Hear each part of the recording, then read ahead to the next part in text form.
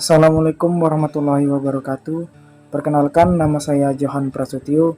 Saya dari semester 3 Teknik Elektro dengan NIM 1022111048. Di sini saya ingin membuat tugas yaitu pada mata kuliah dasar Teknik Tenaga Listrik yang diampu oleh dosen yaitu Pak Weli Yandi. Di sini saya akan menjelaskan tentang materi tentang mesin listrik AC dan mesin listrik DC. Pertama-tama saya akan menjelaskan tentang apa itu mesin listrik AC. Mesin atau motor listrik AC adalah jenis motor listrik yang bekerja menggunakan tegangan AC atau alternating current. Motor AC memiliki dua buah bagian utama, yaitu stator dan rotor. Stator merupakan komponen motor AC yang statis. Rotor merupakan komponen motor AC yang berputar. Motor AC dapat dilengkapi dengan pergerakan frekuensi variabel untuk mengendalikan kecepatan sekaligus menurunkan konsumsi dayanya. Selanjutnya, kita akan memasuki pada jenis-jenis motor AC. Motor AC yang pertama yaitu motor AC sinkron atau motor sinkron. Motor sinkron adalah motor AC bekerja pada kecepatan tetap pada sistem frekuensi tertentu. Motor ini memerlukan arus searah yaitu arus DC untuk pembangkitan daya dan memiliki torque awal yang rendah. Dan oleh karena itu motor sinkron cocok untuk penggunaan awal dengan beban rendah seperti kompresor udara, perubahan frekuensi, dan generator motor. Motor sinkron mampu untuk memperbaiki faktor daya sistem sehingga sering digunakan untuk sistem yang menggunakan banyak listrik. Selanjutnya ialah komponen utama motor AC induksi. Motor AC induksi atau motor induksi. Motor induksi merupakan motor yang paling umum digunakan pada berbagai peralatan industri. Popularitasnya karena rancangannya yang sederhana, murah, mudah didapat, dan dapat langsung disambungkan ke sumber AC. Selanjutnya ialah kita akan membahas tentang komponen utama yang terdapat pada motor AC sinkron. Rotor. Perbedaan utama antara motor sinkron dengan motor induksi adalah bahwa rotor mesin sinkron berjalan pada kecepatan yang sama dengan perputaran medan magnet. Hal ini memungkinkan sebab magnet medannya rotor tidak lagi terinduksi. Rotor memiliki magnet permanen atau arus DC excited yang dipaksa untuk mengunci pada posisi tertentu bila dihadapkan dengan magnet medannya lainnya. 2. Stator. Stator menghasilkan medan magnet berputar yang sebanding dengan frekuensi yang dipasok. Selanjutnya, komponen utama pada motor AC induksi. Motor induksi memiliki dua komponen listrik utama rotor. Motor induksi menggunakan dua jenis rotor. Yang pertama, rotor kandang tupai terdiri dari batang penghantar tebal yang dilekatkan dalam petak-petak slot paralel. Batang-batang tersebut diberi hubungan pendek pada kedua ujungnya dengan alat cincin hubungan pendek. Yang kedua, lingkaran rotor yang memiliki gulungan 3 fase, lapisan ganda dan terdistribusi, dibuat melingkar sebanyak kutub stator. 3 fase digulungi kawat pada bagian dalamnya dan ujung yang lainnya dihubungkan ke cincin kecil yang dipasang pada batang as dengan sikat yang menempel padanya. Stator. Stator dibuat dari sejumlah stumping dengan slot untuk membawa gulungan 3 fase. Gulungan ini dilingkarkan untuk sejumlah kutub yang tertentu. Gulungan diberi spasi geometri sebesar 120 derajat. Jenis-jenis motor induksi. Motor induksi dapat diklasifikasikan menjadi dua kelompok utama yang dikutip oleh Parek pada tahun 2003. 1. Motor induksi satu fase. Motor ini hanya memiliki satu gulungan stator, beroperasi dengan pasukan daya satu fase, memiliki sebuah rotor kandang tupai, dan memerlukan sebuah alat untuk menghidupkan motornya. Sejauh ini, motor ini merupakan jenis motor yang paling umum digunakan dalam peralatan rumah tangga, seperti fan angin, mesin cuci, dan pengering pakaian, dan untuk penggunaan hingga 3-4 HP. 2. Motor induksi 3 fase.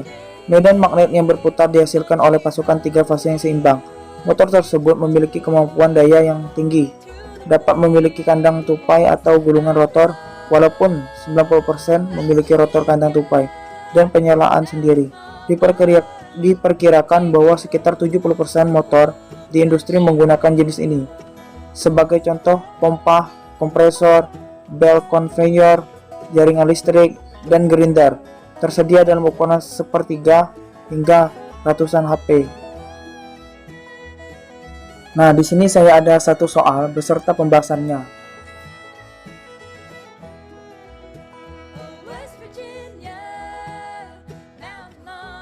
Selanjutnya, kita akan memasuki tentang motor DC. Motor DC adalah jenis motor listrik yang penggunaannya memerlukan jenis arus DC atau arus searah. Jadi, pada motor DC, arus searah yang dihasilkan nantinya akan diubah menjadi energi mekanis yang berupa putaran atau gerak. Pada umumnya, motor listrik dibedakan menjadi dua jenis, yaitu motor AC dan DC. Perbedaan motor AC dan DC sendiri dapat dilihat dari jenis arus yang digunakan.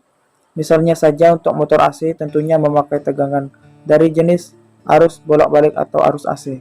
Dan begitu pun berlaku pada motor DC yang dalam operasinya nanti akan menggunakan arus searah atau arus DC.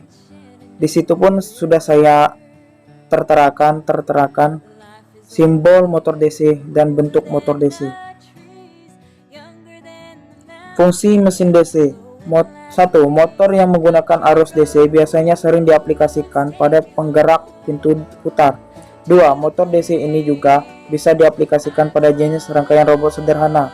3. Dapat juga digunakan sebagai penggerak pada berbagai komponen elektronika, misalnya saja seperti pada vibrator ponsel, baling-baling kipas, alat bor, dan alat sejenisnya.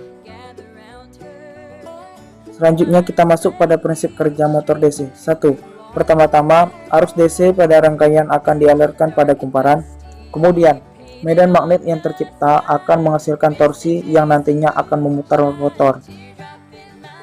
2. Setelah terjadi torsi, komutator kemudian akan bekerja, yaitu dengan cara menjaga putaran motor listrik agar tetap menghasilkan arus yang searah. 3. Jadi, pada alat ini, armatur yang dihasilkan oleh medan magnet akan diputar searah sehingga menghasilkan gaya mekanik. Kemudian kita akan membahas tentang komponen motor DC.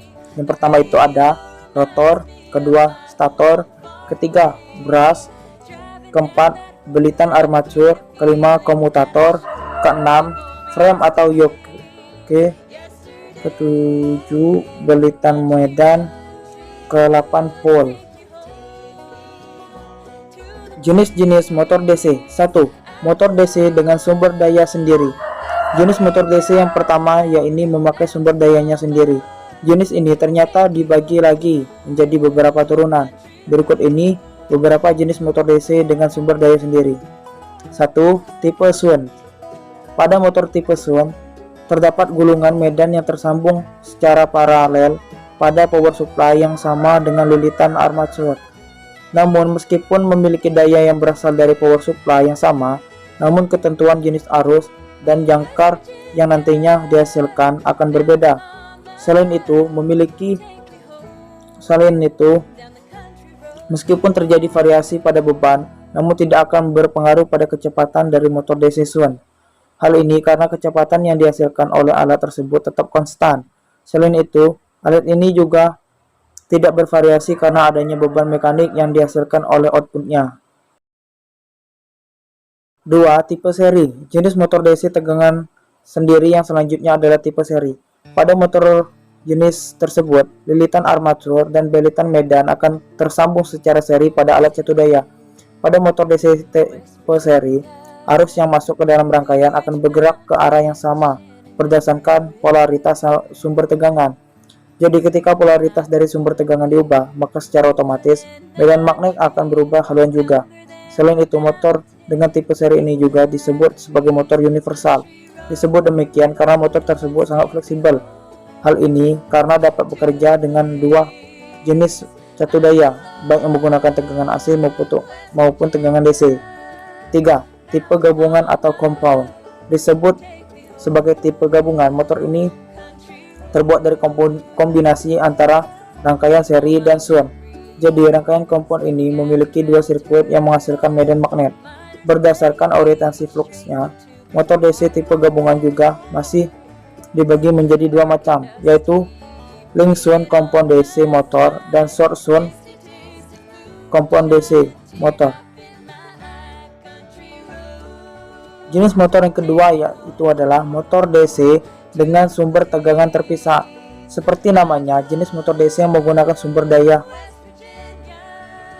terpisah alias bukan dari dalam. Jadi sumber arus yang berfungsi untuk mensuplai rotor dan armatur berbeda dengan sumber arus inilah yang nantinya bisa digunakan untuk menggerakkan kumparan.